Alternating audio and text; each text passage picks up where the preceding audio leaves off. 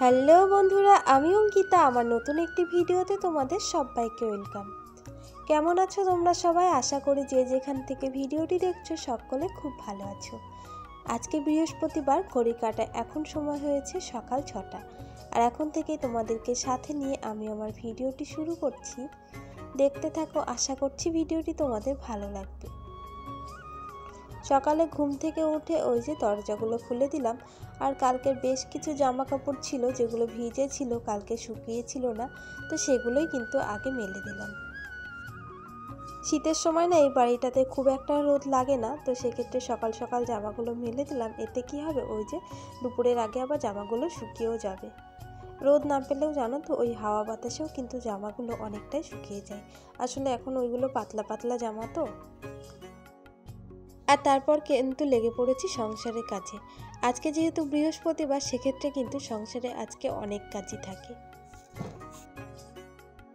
বৃহস্পতিবারে কিন্তু ঘরের খুঁটিনাটি সমস্ত জিনিসপত্র পরিষ্কার পরিচ্ছন্নরও একটা ব্যাপার থাকে। তো সেক্ষেত্রে কিন্তু বৃহস্পতিবারে আমাদের মতো গৃহবধূদের কিন্তু সারাদিনে ওই যে অনেক কাজবাজি থাকে, আর অনেক কাজবাজ কিন্তু নিজেদের সামলাতে হয়। এত যে ধুলো কোথায় থেকে আছে ঠিক বুঝতেই পারি না। তো এই যে যতই ধুলো পরিষ্কার করি না কেন, একদিন পর দেখবো ঠিকই আবার ধুলো হয়ে গিয়েছে।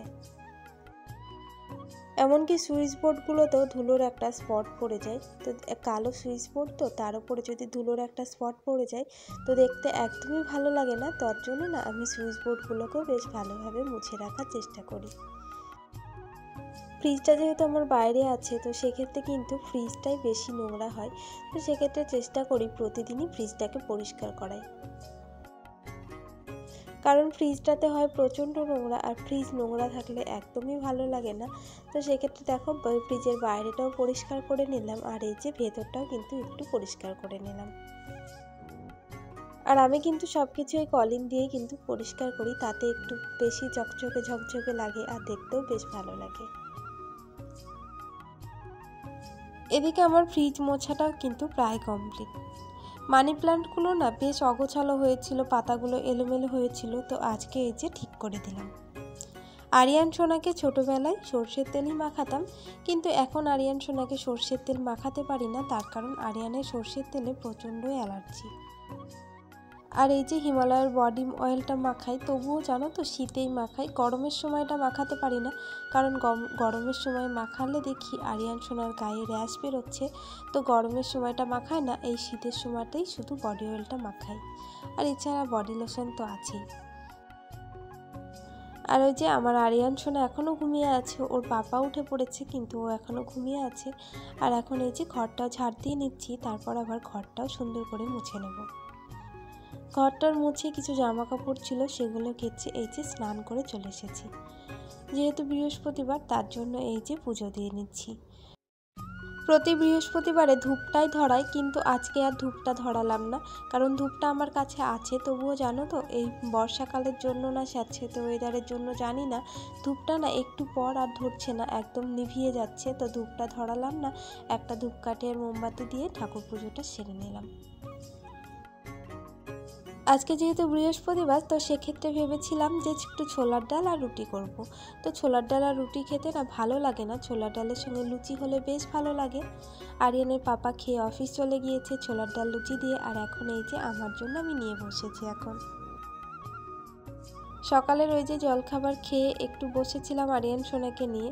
আসলে কি বলতো, এই আরিয়ানের পাপা অফিস চলে যাওয়ার পর ওই 9:30 10টার দিকে আরিয়ান সোনাকে না আমাকে একটু সময় দিতেই হয়। আসলে কি বলতো, আমার আরিয়ান সোনা যেহেতু এখনও ব্রেস্ট ফিডিং করে, তো সেক্ষেত্রে না ওকে অনেকটাই সময় এখনও আমাকে দিতে হয়। তারপর এই যে রান্নাবান্না শুরু করে দিয়েছি। আজকে রান্না করব পনির, সেটা হলো ফুলকপি, আলু, গাজর ও কাবলি ছোলা দিয়ে কিন্তু এটা রান্না করব। এর আগের বৃহস্পতিবারেও আমি এই তরকারিটা রান্না করেছিলাম, বেশ সুন্দর লাগছিল খেতে, ভাতের থেকে বেশি রুটি দিয়ে বেশি ভালো লাগছিল। তো ভাত দিয়েই খাবো, তো তার জন্য এই যে বানিয়ে নিলাম। সেদিন যদিও 2-4টে কাজু বেটে দিয়েছিলাম, কিন্তু আজকে আমার কাছে কাজুটা নেই। আরিয়ান সোনা সব কাজুগুলো খেয়ে ফেলেছে, তো কাজুটা শেষ হয়ে গিয়েছে, কাজুটা দিতে পারলাম না। এমনি আদা, জিরে, লঙ্কা, ধনে গুঁড়ো এগুলো দিয়ে রান্নাটা সেরে নিলাম। আর এই যে লাস্টে একটু ঘি গরম মশলা দিয়ে নিচ্ছি। এই তরকারিটা কিন্তু বেশ সুন্দর হয় খেতে, আমাদের তো বেশ ভালো লাগে খেতে। রান্নাবান্না কমপ্লিট হয়ে গিয়েছে আর আরিয়ান সোনাকেও খাইয়ে দিয়েছি, আর অফ ক্যামেরায় বাসনগুলো আমি ধুয়ে নিয়েছি। আর এই যে একটা তরকারি ভাত রান্না করি আর 5টা তরকারি ভাত রান্না করি, গ্যাসটা তো একটু নোংরা হয়, তো সেক্ষেত্রে এই যে প্রত্যেকটা রান্নার পর মানে রান্না করার শেষে আমি এই যে গ্যাসটাও কিন্তু সুন্দর করে মুছে নিচ্ছি। আমার এই গ্যাসটা অনেক কটা বছরই হয়ে গেল, দেখতে দেখতে প্রায় 4টে বছরের বেশি হয়ে গেল, তবুও যেন আমার এই গ্যাসটা এখনও অনেকটাই ভালো আছে। আরিয়ান সোনার খামখেয়ালি অটাইমে ঘুমের জন্য কদিন ধরে মৌসুমি লেবুটা খাওয়াতেই পারছিলাম না। অনেকগুলো মৌসুমি লেবু ফ্রিজে আনা আছে, সেগুলো কেমন হলুদ হলুদ হয়ে যাচ্ছে, তো একসাথে আজকে 3টে কেটে দিয়েছি আরিয়ান সোনার জন্য। এখন বিকেলবেলা এই যে আরিয়ান সোনার কয়েকটা কাঁথা বেশ ছিল, কালকে কেচেছিলাম, এগুলো শুকিয়ে গিয়েছে, তো এখন এই যে জায়গা মতো রেখে দিলাম।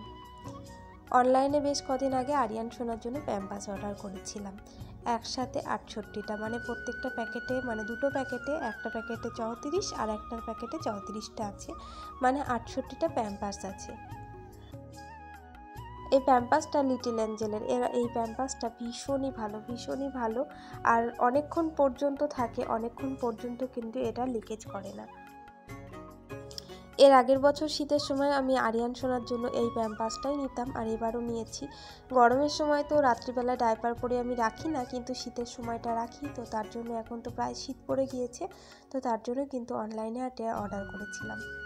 তো চলো তবে বন্ধুরা, ভিডিওটিও এখানেই শেষ করছি, ফিরে আসছি সুন্দর কোনো একটা ভিডিওর সাথে। সবাইকে টাটা।